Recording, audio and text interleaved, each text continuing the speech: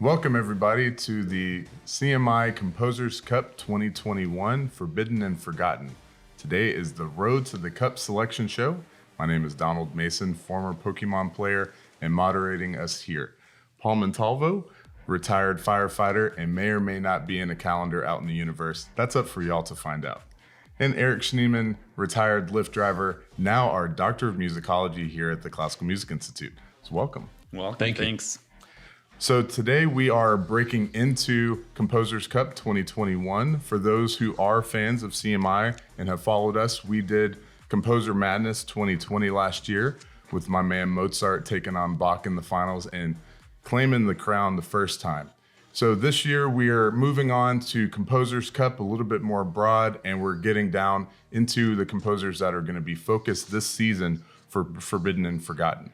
So just a little bit of a setup too on how we get to our results. We have a panel of 13 people that have submitted their choices and fought tooth and nail to try to get their selections up to the front. And as these next few weeks will reveal, we will see how that comes to fruition and see who wins this all. So without further ado, let's start cracking into this bracket. I want to introduce the overall number one seed of this entire bracket is going to be Zelimsky. Alexander Zelimsky is the number one seed, and he's going to be starting in the natural bracket. I'm going to throw it to Paul to let us know what the rest is. Thank you, Donald. Zemlinsky, as Donald mentioned, is the number one seed in the natural bracket. Number one, Alexander Zemlinsky, and he'll be facing the 8th seed, Vyacheslava Kapilova. The 4th seed will be Ernest Krenek versus Galina Utsotskaya. And then Paul Hindemith is the 3rd seed versus Sofia Gubaidulina, who's the 6th seed. The 2nd seed would be Olivier Messiaen, and then against Arthur Bliss from England. And that would cover the natural bracket. Excellent. So moving on to the Waltz bracket, and just to give you a heads up, we're going to have the natural bracket, the Waltz, Ensemble, and Serenade, of course, geographically pointing in certain directions. We have the number one seed for the Waltz bracket is Felix Mendelssohn taking on Franz Kromer. We have Luis Ferranc as the number 4 taking on Erwin Schulhoff and the number 5 seed. Samuel Coleridge Taylor, the number 3, taking on number 6 Bernard Herrmann. And number 2 Darius Milhaud taking on Meredith Monk as the 7th seed. And moving on to the ensemble bracket, the number 1 seed there is Arnold Schoenberg. Eric, tell us the rest. All right, so we've got Arnold Schoenberg, number 1. He will be taking on Victor Ullmann, number 8. And then we've got Florence Beatrice Price, number 4, taking on Carl Amadeus Hartmann. And then we have Clara Schumann, number 3, going up against Mieczyslaw Weinberg. And then Eric Korngold will take on Dora Pajacevich to round out that bracket right there. Hey, thanks, Eric. And last but not least, our Serenade bracket is buoyed by the number 1 seed, Giacomo Meyerbeer. We have the number 8 seed, the opponent, Yoli Braga Santos. Moving down, number 4, Kurt Weil takes on number 5, Gloria Coates. The number 3 seed, Ernest Bloch, takes on number 6, Franz Schrecker. And last but not least, number 2, Boleslav Martinu, takes on Mario Casanuvo Tedesco. So that is our bracket for this season. It's amazing, and really I'm looking forward to how this plays out. Now, of course, with every bracket, there's going to be those who didn't quite make it in. So, Eric, tell us a few of the people who you think just should have, could have, but won't. Okay, well, I think the big surprise for a lot of us was Shostakovich. If you recall last year, he went up against Wagner, knocked out Wagner. Everyone thought that Wagner had that one in the bag, but it was really Shostakovich. big surprise. In terms of a forbidden composer, really struggled under the communist rule. So I was really surprised to see that he did not make it in to our bracket here. Other ones, I'm also really surprised with Fannie Mendelson, of course, the sister of Felix Mendelssohn, often overlooked by her brother, even in her own lifetime, and then even afterwards posthumously. We also have Francesca Caccini, Baroque composer, very wonderful singer, lutenist, composer, gets married and apparently disappears. But there could be a reason for that. There could be a reason. Well, but most of all, as some musicologists have done some digging, they found out that actually, when you marry, you change your name. So she kept working. People just didn't realize that she had changed her name to adopt that of her husband. Another overlooked composer I feel like here that should have been included, Hummel, Johann Hummel, contemporary of Beethoven. Yeah. Of course, we have that very famous story of Hummel doing the piano reduction of Fidelio. Beethoven, of course, so upset with him, ripped the score in half. And then my number one snub, guy I've always loved, always overlooked, very well appreciative, really well appreciated in his own lifetime, but has always been known as the guy who murdered Mozart. I'm talking about Antonio Salieri. Wonderful composer, popular composer, contributed immensely to the development of late classical, early romantic music. But because of some silly movie in the 80s, everyone thinks he's the murderer of Mozart. All right. So Salieri, got to give it up to him. Never forgotten. All right. Well, rock me, Amadeus. Yeah. And so, Paul, who do you think should have been in? Those are some great choices, by the way. I we didn't share that beforehand, but wonderful picks. My first one will be Elizabeth McConchie. She's an English composer, 20th century, and the string quartets alone, I felt probably could have included her in this tournament this year.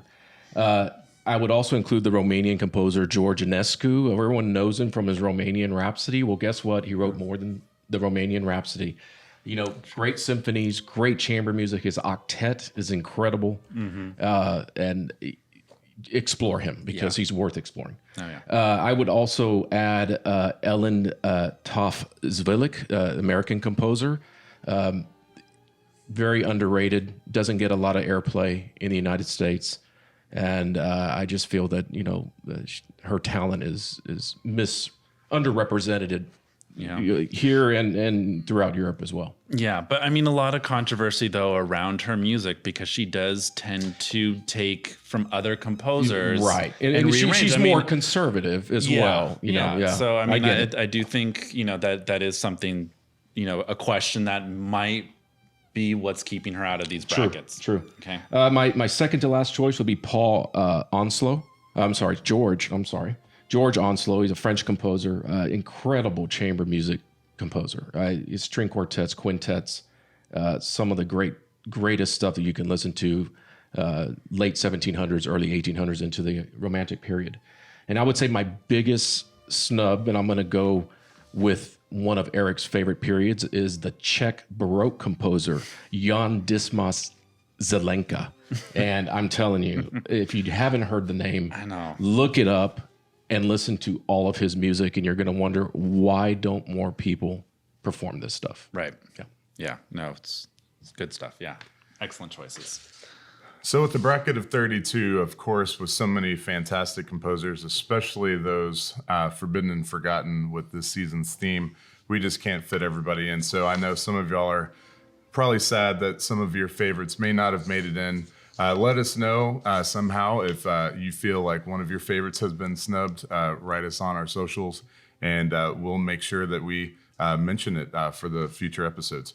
So looking at this first round, it seems like there's going to be some straightforward matchups. Eric, is there any, surprises you might see? Surprises? Honestly, no. I mean, I'm looking at this one here. in our natural bracket, I mean, you've got Hindemith up against Gubadolina. I mean, no one can even pronounce her last name. I mean, come on. There's no way. There's about two people. Yeah. There's no way that Hindemith is going to be losing that matchup right there.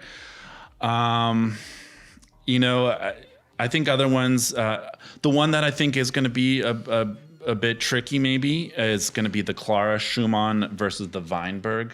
Weinberg overlooked, but I think both, even though he's a 20th century modern composer, he has a very romantic language to him. Mm-hmm. And I think that would have, it's going to make it hard for the romantics to kind of turn their back on him and just fully embrace Clara. So I think that's going to be a tricky match there as well. Beyond that, though, I'm looking at it.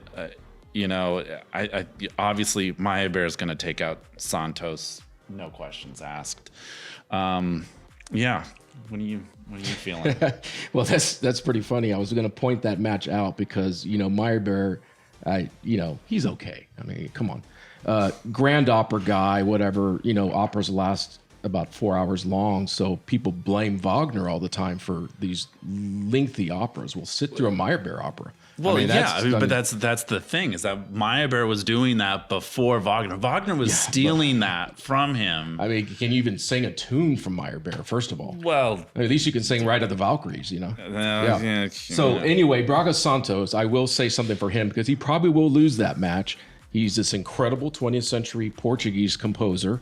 I'm glad he made it in. Incredible symphonies, tonal, beautiful, modal. I mean, everything you can add to it. Look, but it's out of place. I get it. But I'm just putting a plug in for him. I would say the other one that I'm really kind of interested in is, the Messiaen versus Bliss. Messiaen, I'm just sick of all the birds. He's always about birds. Well, and bird colors. Song.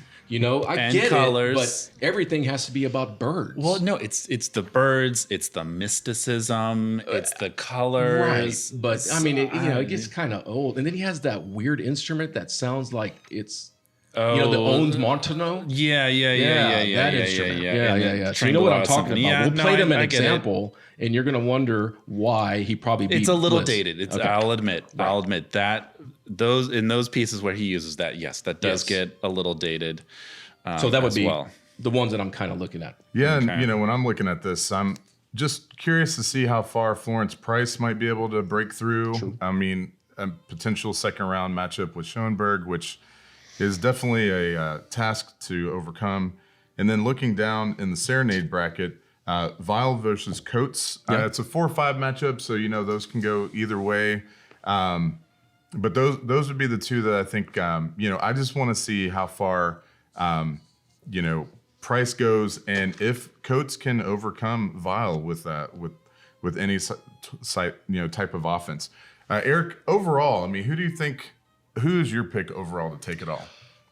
I'm gonna have to go with my man Mendelson, Felix Mendelson. That's not very surprising at all. No, yeah. I know, but you gotta love his music. Yeah. He's, he is adept at the classical sound. He's adept at the romantic sound. He's also adept with the Baroque sound. I mean, he brought Bach back to life. Right. You can't deny that. And yeah, I mean, he has pleasing, wonderful melodies that appeal to everyone, but he also mixes it with a wonderful, complex counterpoint and harmonies. I think you can't deny. I think he could take this. I don't know. We'll just have to see. Yeah, it's a good pick. I mean, that's a great pick. And I do have to mention one of my favorite Felix Mendelssohn works, because you mentioned his sister. Well, is his last string quartet. Oh, yeah. He wrote that in honor. His sister dies. Yeah. And it's one of his more deeper felt yes pieces, because most of his stuff can sound very easy on the ear and maybe not a lot of depth to it. Yeah. Well, no, I mean, his quartets often get overlooked. Yeah, very much so. Yeah. I don't really have, I guess, like, I would say my favorite, or that I would want to win, two of them, Zemlinsky and even someone like Martinu. These are very important composers of the 20th century. Martinu wrote an incredible amount of works in every single genre that is just not played enough, and they're underappreciated both. Zemlinsky, I think, I tend to go with also I look at all these composers, and my favorite piece out of all these composers is Zemlinsky's String Quartet No. 2. And when I listen to that, I just hope he goes far. So that's what I'm hoping for. Well, I'm going to be the contrarian and hope that Meyerbeer makes a 7-hour opera that we all have to listen to, and we'll share it with you. So all of us are thinking that number 1 seeds are going to prevail, but there are some sleepers in here. So I mean, I definitely think Paul Hindemith could be our dark horse. I do think he could take it. Again, he has that wonderful balance of the 20th century of that late romantic sound mixed with a sort of almost borderline atonality, but also just the way he was teaching music, trying to adapt music to different groups. So I definitely think Hindemith has a very strong possibility of being our dark horse who could take this championship.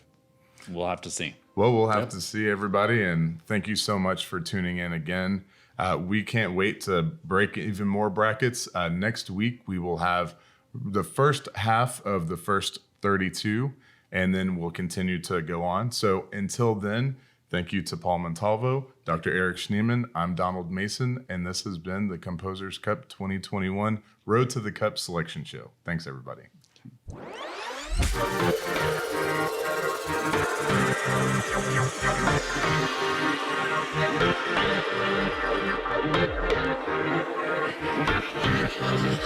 Thank you.